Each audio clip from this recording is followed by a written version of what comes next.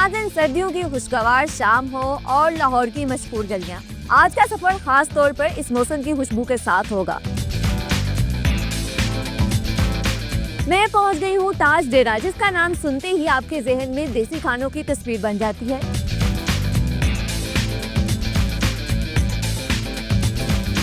ये सही रात लगता है, साग पकता है, सही रात पकता है। उसमें हम डालते हैं, पालक होती है, साग होता है, बाथ होता है और हरी मिर्च होती है। हाथ से घोटते हैं साग, मशीन से नहीं करते, हाथ से घोटा हुआ साग होता है। ताज डेरा का देसी घी और मक्खन में तैयार किया हुआ खाना मेरे सामने आ गया है।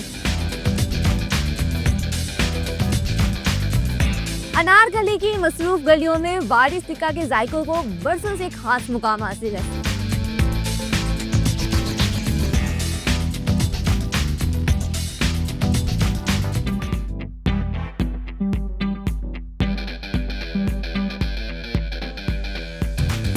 अस्सलामुअलैकुम, मैं हूँ आपकी मेज़बान खदीजा गली और आप देख रहे हैं street food at discover Pakistan. नाज़रीन, सर्दियों की खुशगवार शाम हो और लाहौर की मशहूर गलियाँ। आज का सफर खास तौर पर इस मौसम की खुशबू के साथ होगा, क्योंकि जब सर्दी अपने अरूज पर होती है तो देसी जायके और भी याद आते हैं। खास तौर पर वो खाने जो कि सर्दी में अपना पूरा रंग दिखाते हैं। तो आज हम उन्हीं जायकों की तलाश में निकले हैं जो मौसम सरमा को और भी खास बना देते हैं।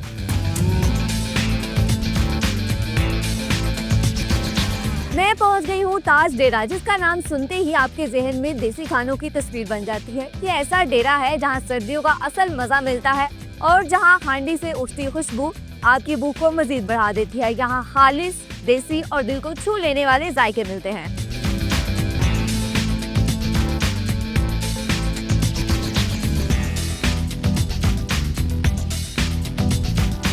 नाज़रीन, मैं ताज डेरा पर पहुंच चुकी हूँ, जो कि आज का हमारा पहला फूड पॉइंट है। इसके नाम की तरह ही बहुत ही अच्छा सा छोटा सा इसका सेटअप बना हुआ है। इसके ऑनर मेरे साथ हैं, इनसे बात करते हैं और ताज डेरा के हवाले से जानते हैं। अस्सलाम वालेकुम। वालेकुम अस्सलाम। कैसे हैं आप? शुक्र अल्हम्दुलिल्लाह। कितना अर्सा हो गया आपको यहाँ पे? ये 23-24 साल हो गया। पहले हम नीचे लगाते थे, लेकिन और जब पीरा फोर्स आई हमने ऊपर लगा दिया, कमरे में लगा दिया, ऊपर शिफ्ट कर हाँ लिया। जी। शुरू से आप सिर्फ साग ही बेचते हैं या कोई और चीज़? 23 साल हो गए, साग और मकई की रोटी बेचते हैं। सिर्फ यही आइटम्स आपके पास? उसके बाद और इसमें बाजरे की, चावल की रोटी और मीठी रोटी भी होती है। ठीक है। और सर्दियों गर्मी में दोनों में होते हैं या फिर सिर्फ सर्दी में? पूरे 12 महीने होते हैं। पूरे 12 महीने। तो सर्दी में तो लोग ज़्यादा खाना पसंद करते हैं, गर्मी में आपको कैसा रिस्पॉन्स मिलता है? जैसे दूसरे मुल्क से आते हैं, दूसरे शहरों से आते हैं, वो शौक से खाते हैं। बेहतरीन हो गया। प्राइसेस क्या है आपकी? हमारी जो डील है वो 2 रोटी साग मकई का प्लेटर बना हुआ 500 का है, देसी घी में 600 रुपये का है। देसी घी में भी बहुत मुनासिब है, 600 रुपये में मुनासिब आपका। है। अच्छा, आपने कहा कि आपके पास और भी रोटियां हैं मकई की रोटी के अलावा, वो कौन कौन सी है बताओ? बाजरे की है, चावल वाली रोटी है और मीठी रोटी शक्कर में है, वो हमारी स्पेशल रोटी है। अच्छा, मीठी रोटी है जो, वो उसकी क्या प्राइस है? वो 200 की है, देसी की वो मक्खन में होती है। एवरेज कितनी सेल होती है? कस्टमर्स एक दिन में कितने आ जाते हैं? तकरीबन अच्छी सेल है, शुक्र अल्हम्दुलिल्लाह। अभी तो सीजन चल रहा है, सर्दियाँ हैं, तो कोई हिसाब लेकिन किताब होगा? सर्दी पड़ी नहीं जैसे होती है, ये नॉर्मल सेल है, लेकिन शुक्र अल्हम्दुलिल्लाह बहुत अच्छी सेल है, फिर भी अच्छी है। साग की जो रेसिपी है 23 साल से सेम रेसिपी है? सेम है, गर्मियों की सर्दी एक जैसी होती है, एक जैसी। और ये आपने खुद पहले बनाना सीखा कि कहीं से, या किस तरह से आप रेसिपी तैयार? तकरीबन मैंने पहले खाता शौक से खाता था, फिर मैं बनाना शुरू किया, फिर मैंने बेचना शुरू कर दिया। घर में कौन आपके बनाता था? कोई भी आपको नहीं साग बनाता, सिर्फ मैं खुद ही बनाता। आपने सीखा कहाँ से? मैं वो जानना चाह रही हूँ। खुद ही मैंने सीखा था। खुद ही खुद ही सीखा सीखा आपने, था। बेहतरीन हो गया। टाइमिंग्स क्या है आपकी? हमारी दोपहर 3 से लेकर रात 12 बजे तक होती है टाइमिंग। अच्छा, रेसिपी के हवाले से बताएंगे। रेसिपी आपकी अपनी है, लेकिन इसमें साग को बनाने में कितना टाइम लगता हाँ है? जी, ये सही रात लगता है, साग पकता है, सही रात पकता है। इसमें हम डालते हैं, पालक होती है, साग होता है, बाथ होता है और हरी मिर्च होती है। हाथ से घोटते हैं साग, मशीन से नहीं करते, हाथ से घोटा हुआ साग होता है। और ऐसा तो नहीं कि फ्रीज करके रख नहीं देते नहीं, हैं? वैसे नहीं होता, फ्रेश साग होता है बिल्कुल। रोजाना आप हाँ जी, फ्रेश रोजाना साग है जो तैयार साग करते होता हैं। और जो आपकी कोई डील्स जो बनी हुई है, उसमें साग के साथ मकई की रोटी हाँ होती है? जी, साग के साथ मकई की रोटी भी है और बाजरे की चावल की नुकरी वो जो कहेगा उस हाँ जी, तरह से साफ से आप बनी हुई रोटी है। दे देंगे। चलिए, बेहतरीन हो गया। ठीक।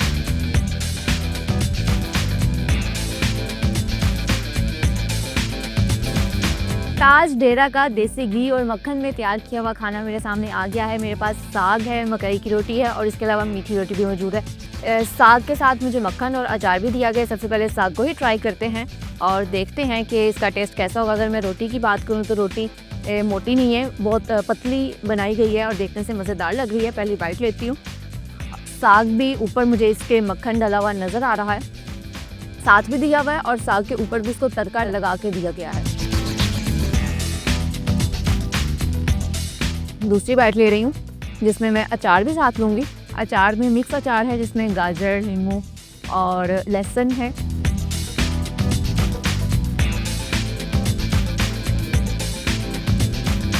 अगर मैं सिर्फ साग के टेस्ट की बात करूँ, इसमें नमक, मिर्च, देसी घी जो भी चीज़ें इस्तेमाल की गई, बहुत बैलेंस इसका इस्तेमाल किया गया है। बहुत अच्छा टेस्ट आ रहा है, बहुत अच्छा फ्लेवर आ रहा है। और जब इसके साथ अचार को ले लेते हैं, अचार भी बहुत अच्छी क्वालिटी का है। अचार का जो खटास है, उसका जो टेस्ट आ रहा है, बहुत ही मज़ेदार टेस्ट है। इसके बाद मैं अपनी अगली बाइट लूँगी, जिसमें मक्खन को भी इसी बाइट में लूँगी और देखते हैं कि फिर इसका क्या टेस्ट बनता है, टेस्ट इन्हेंस होता है या हमें क्या फ़ील होता है। क्योंकि ऑलरेडी साग के अंदर देसी घी डाला हुआ है, मक्खन इसके ऊपर तड़का उसका लगाया गया, लेकिन साथ में इस बाइट में मक्खन को ले रही हूँ।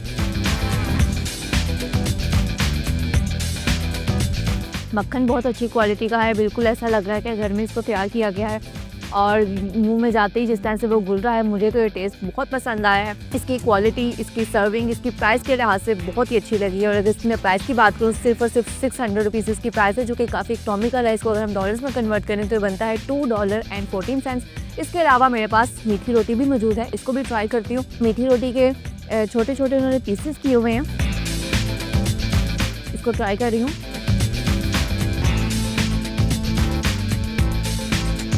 इसके अंदर शक्कर को शामिल किया गया है, चीनी नहीं शामिल की गई, जो कि अनहेल्दी चीज़ होती है, तो शक्कर की वजह से इसका टेस्ट काफ़ी अच्छा है। दूसरा, अगर मैं इसके मीठे के लेवल की बात करूँ तो बहुत ज़्यादा मीठी नहीं है, मीठे का लेवल बहुत ही ज़्यादा बैलेंस्ड है कि आप इसको आराम से खा सकते हैं। अगर आप मीठा खाने के शौकीन नहीं हैं, फिर भी आप ये खाएंगे तो आपको ये मज़ेदार लगेगी, क्योंकि इसके अंदर मीठे का लेवल ज़्यादा नहीं है और इसका वैसे टेस्ट बहुत ही मज़ेदार है। इसको भी देसी घी और मक्खन के अंदर तैयार किया गया और सिर्फ ये प्लेट है जो ये आपको 200 रुपीज़ में मिल रही है, जो कि डॉलर्स में कन्वर्ट करें तो इसकी प्राइस बनती है 71 सेंट्स। मेरी तरफ से तो आपको ताज डेरा 100% रिकमेंडेड है। अगर आप भी ऐसे ही मज़ेदार सा खाना खाना चाहते हैं, अपनी सर्दियों को और भी मज़ेदार और लुत्फ़अंदोज़ बनाना चाहते हैं, तो आप ताज डेरा को ज़रूर विज़िट करें। अनारकली में लोकेटेड है, यहाँ आएँ, इनका खाना खाएँ और इन्जॉय करें। इसी के साथ चलते हैं अब अपने अगले फूड पॉइंट की तरफ।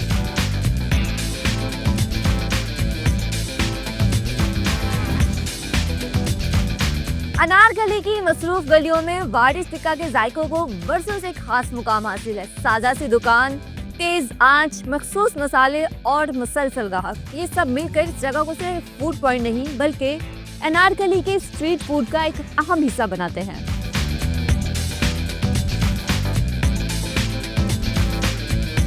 नाज़रीन, मैं अपने दूसरे फूड पॉइंट पर मौजूद हूँ, जो कि वारिस टिक्का एंड नहारी है। इनके ऑनर मेरे साथ हैं, इनसे बातचीत करते हैं और इसकी मकबूलियत का राज जानते हैं। अस्सलाम वालेकुम। वालेकुम सलाम। कैसे हैं आप? अल्लाह का शुक्र है बेटे, आप सुनाएं। मैं बिल्कुल ठीक हूँ। वारिस टिक्का को बने हुए कितना अर्सा हो चुका है? ये बेटे 30 साल हो गया। और इससे पहले मतलब जब शुरू हुई तो तब से आप यहाँ पर हैं? नहीं, ये तो होटल तो पाकिस्तान बनने से भी पहले ही है। मुझे 30 साल हो गए। आपको 30 साल है। आपको ओवरऑल पता है वैसे पाकिस्तान बनने से पहले टोटल अभी तक कितने साल हो चुके हैं? तकरीबन 70 साल होने वाला है। इसे तो बहुत पुराने होटल हैं, ये 2-3 यहाँ पे बहुत पुराने होटल हैं। और कितनी आइटम्स के साथ अब स्टार्ट किया गया था और अब कितनी आइटम्स हैं? एकदम तो मैं कुछ बता नहीं सकता, तकरीबन ये 100 से भी ज्यादा है। अब 100 से ज्यादा आप दे अब रहे हैं। 100 से भी ज्यादा ही है। आपने कितनी आइटम्स का एडिशन किया है? हमने तो जब मैंने ये होटल लिया था तो उस वक्त तो सिर्फ ये दाल सब्जी का था, तो उसके बाद ये सारा बना, बारबेक्यू, कढ़ाई वगैरह, मच्छी, ये टकाटक, ये उसके बाद स्टार्ट किया। निहारी, ये सब कुछ बाद में आया है और अल्हम्दुलिल्लाह बहुत अच्छा काम है। जिन चीज़ों का आपने एडिशन किया है उनकी रेसिपीज़ को आपने कैसे फाइनलाइज किया, या खुद सीखी पहले? मैं बचपन से ये काम कर रहा हूँ। मैं सऊदी अरब में था पहले, वहाँ से आके मैंने ये बनाया। अभी भी मेरे मसाले सऊदी अरब से ही आते हैं। अच्छा, सऊदी अरब से अभी तक मंगवाते हैं आप मसाले? वहाँ से मंगवाता हूँ मैं, वहाँ पे भी मेरा होटल है। तरीका कार है जो बनाने का, वो भी वहाँ का ही तरीका कार है? वो भी वहाँ पे कुक मैं जो था वो इधर लेके आया हूँ, यहाँ का कुक उधर भेजा मैंने। माशाल्लाह, ठीक होगा। टाइमिंग्स क्या पॉइंट थी? ये सुबह 10 बजे से लेके रात 3 बजे तक खुला रहता। मतलब कि नाश्ता भी अवेलेबल होता है सुबह 10 बजे? नाश्ते का मेन्यू और बाकी दिन में जो होता है सेम है? बेटे ये तो नाश्ते में तो निहारी होती है, नान चने वगैरह होते हैं। कितनी खराई एक दिन में सही करते हैं? क्वांटिटी कितनी तैयार की जाती है? 100 किलो से ज्यादा होती है। 100 किलो से ज्यादा एक दिन में आप ये सेल कर देते 100 हैं? किलो तो आती है, फिर जो कम हो जाती है वो वहाँ से मंगवाते हैं ये लोग। ठीक है। अच्छा, आपके कीमतें क्या है? सबसे सस्ती आइटम है जो वो कितने की और सबसे महंगी कहाँ तक इस जाती है? होटल पे आप 150 से लेके 2000 तक खाना एक बंदा खा सकता है। 2000 में कौन सी चीज़ है जो आप कह रहे हैं? बारबेक्यू भी होती है, फिर राइस भी होते हैं, चाइनीज राइस होते हैं उसके साथ, चलें, ठीक तो है। वो एक बंदे के लिए होती है। तो वैसे आप 150 में भी खा सकते हो। वो आपकी अपनी मर्जी है। बेहतरीन हो गया। हम भी इनका खाना ट्राई करते हैं और देखते हैं कि यहाँ पे इतना रश क्यों लगा हुआ है, इनके केस में ऐसा क्या खास है।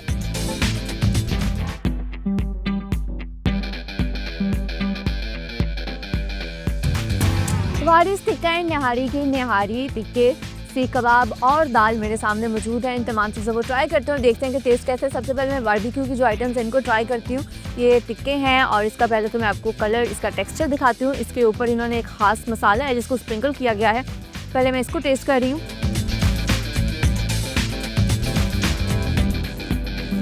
बहुत ही मज़ेदार टेस्ट है इसका। देखने से मुझे लग रहा था कि जूसी नहीं होगा, लेकिन ये जूसी है। और ख़ास तौर पे इसके ऊपर जो मसाला लगाया गया है, मसाले का टेस्ट बहुत अच्छा आ रहा है। मेरे पास रायता भी मौजूद है, मैं रायते के साथ भी इसको ट्राई करती हूँ। अच्छा, रायता है जो इसके अंदर ज़ीरा वगैरह कुछ भी ऐड नहीं किया गया। ये मेरे ख्याल से खाली दही है सिर्फ, और उसकी दही की जो कंसिस्टेंसी है वो भी थिक है, काफ़ी अच्छा है। दही के साथ आप खाते हैं तो आपको जो जूसीनेस है इसकी वो थोड़ी सी इंक्रीज़ हो जाती है, और क्रीमी सा जो टेक्सचर उसका दही का मुंह में आता है, बहुत ही मज़ेदार है।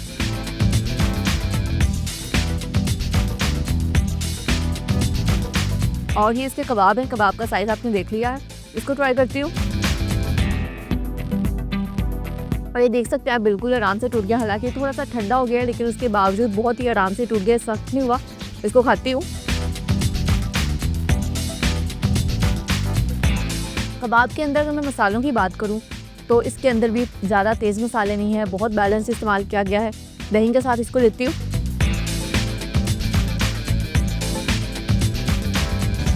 मेरे पास लेमन भी है, लेमन इसके ऊपर डालती हूँ, दोनों के ऊपर, कबाब के ऊपर भी और ये जो टिक्का बोटी है इसके ऊपर भी। मैंने लेमन को अच्छी तरह डाल दिया है और अब इसको टेस्ट करते हैं कि लेमन डालने के बाद क्या इसमें डिफरेंस आता है।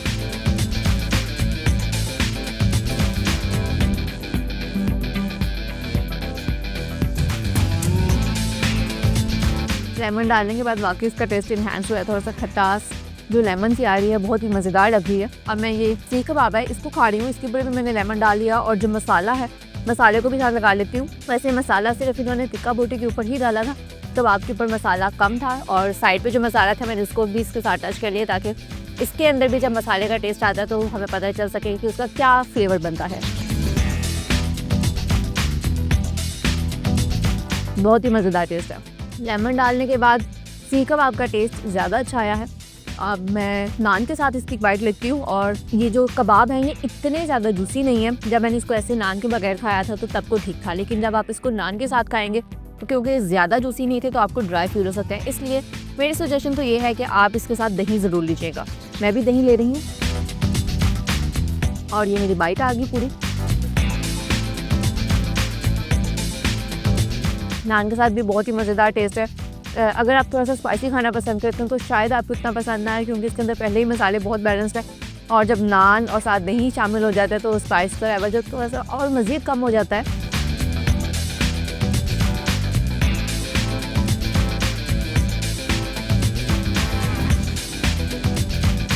इसके बाद मैं ट्राई कर रही हूँ निहारी।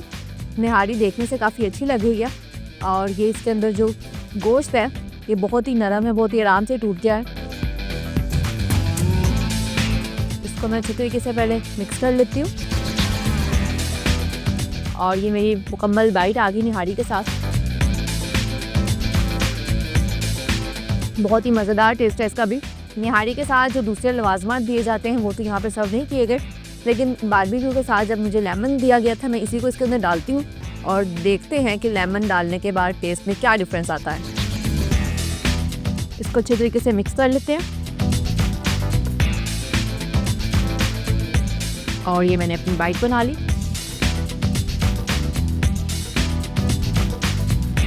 निहारी का टेस्ट वैसे भी मज़ेदार था, ज़्यादा स्पाइसी नहीं था, लेकिन जब मैंने इसके अंदर लेमन को शामिल किया तो लेमन की जो खटास है उसकी वजह से थोड़ा सा स्पाइसी हो गया है।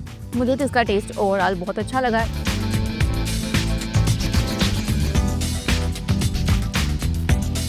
इसके बाद मेरे पास दाल है, दाल को ट्राई करती हूँ। चने की दाल है मेरे पास, और इसको गार्निश बहुत अच्छे तरीके से किया गया है। इसके ऊपर अदरक और धनिया वगैरह डाला गया है। मिर्च भी मुझे नज़र आ रही है, ग्रीन जो मिर्च होती है उसको भी काट के डाला गया है। अच्छा, ये चने की दाल है, लेकिन मेरे ख्याल से ये पिसी हुई दाल है।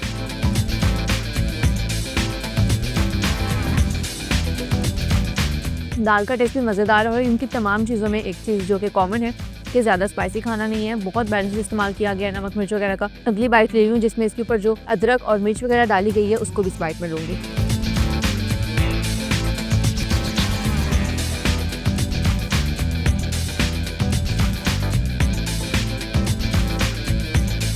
तमाम चीज़ें मैंने टेस्ट कर ली हैं, तमाम चीज़ें बहुत ही मज़ेदार हैं, मुझे तो काफ़ी अच्छी लगी है। आपको इन तमाम चीज़ों की प्राइसेस बताती हूँ। बीफ निहारी एक प्लेट की प्राइस है 520 रुपीज़ जो कि डॉलर्स में बनता है $1.86। इसके बाद मेरे पास बारबेक्यू में सीख कबाब थे जिसकी एक कबाब की प्राइस है 120 रुपीज़ और ये डॉलर्स में बनता है 43 सेंट्स। और टिक्का बोटी जो कि एक सीख की प्राइस है 260 रुपीज़ और ये डॉलर्स में बनता है 93 सेंट्स। और आखिर में मेरे पास दाल थी, एक प्लेट की प्राइस है दाल की 160 रुपीज़ और अगर हम इसको डॉलर्स में कन्वर्ट करें तो ये प्राइस बनती है 57 सेंट्स। ये थी तमाम चीज़ों की प्राइसेस। टेस्ट मैं आपको ऑलरेडी बता चुकी हूँ। अगर आप खुद भी वारिस टिक्का एंड निहारी पर आना चाहते हैं, इसको ट्राई करना चाहते हैं तो ये अनारकली में लोकेटेड है, आप यहाँ पर ज़रूर आए। इनका ये खाना, इसके अलावा इनके पास तकरीबन 100+ आइटम्स इनके मेन्यू में मौजूद हैं। इन तमाम चीज़ों को ट्राई कीजिएगा, मुझे उम्मीद है कि आपको भी पसंद आएंगे। और इसी के साथ चलते हैं अपने अगले फूड पॉइंट की तरफ।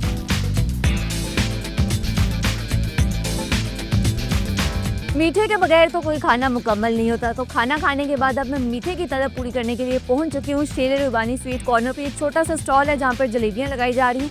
इनसे बातचीत करते हैं, उनकी जलेबियों के हवाले से जानते हैं। अस्सलाम वालेकुम। वालेकुम अस्सलाम। कैसे हैं आप? ठीक है। कितना अर्सा हो गया आपको यहाँ पे जलेबियाँ लगाते हुए? इधर हो गया 25-30 साल हो गए। 25-30 साल से आप यहीं पे होते हैं रोजाना? हाँ जी। मतलब सर्दी गर्मी हो हाँ आप यहाँ पे हाँ मिलेंगे? जी। कितने बजे शुरू करते हैं जलेबियाँ लगाना? तकरीबन 2 बजे, दोपहर 2 बजे। और रात को कितने बजे तक अवेलेबल होते हैं? 10-10:30 बजे तक। और एक दिन में तकरीबन कितने किलो जलेबी सेल हो जाती है आपकी? बस आजकल तो हम कारोबार नहीं है तो बस नॉर्मल जी है, जिन्हें को मतलब रोटी लाभी है बस बस नॉर्मल हिसाब किताब है। नॉर्मल कितने की दे रहे हैं? क्या मैं 600 रुपये किलो दे 600 रुपये किलो दे रहे हैं। और कम क्वांटिटी में किसी को चाहिए हो तो मैं देखी छोटे से पैकेट में आप दे रहे थे, तो वो क्या हिसाब किताब है, कैसे देते हैं वो? वो परचून के साथ 50 रुपये की दी है। ठीक है, मतलब कि 50 रुपये में भी कम से कम में आप दे देते हैं। जलेबी बनानी जो सीखी थी, कोई खास कहीं से तरकीब इसकी सीखी थी या कैसे इसको? मेरा साथ ऐसी उसने मुझे सिखाई। चलें फिर मैं भी आपकी जलेबी ट्राई करती हूँ और देखते हैं इतने अरसे से इतने पुराने यहाँ पे जलेबी बेच रहे हैं तो कैसा टेस्ट है इनका।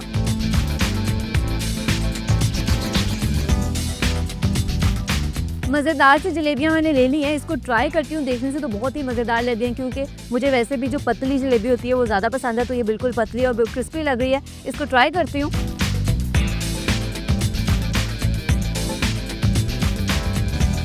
टेस्ट तो वाकई इसका बहुत ही मज़ेदार है।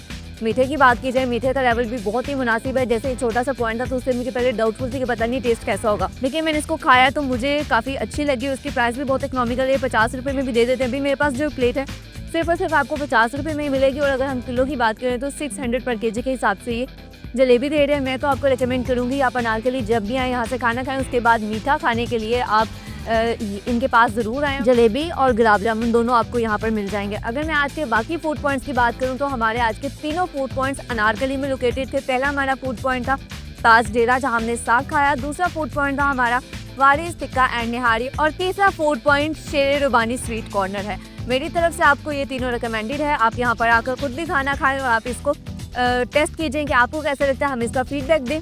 और इसी के साथ अब मैं आपसे चाहूँगी इजाज़त, आपसे मुलाकात होगी अगले एपिसोड में कुछ नए फूड पॉइंट्स के साथ, कुछ नए जायकों के साथ और कुछ नई कहानियों के साथ। तब तक के लिए अपना बहुत सारा ख्याल रखिए। अल्लाह हाफिज़।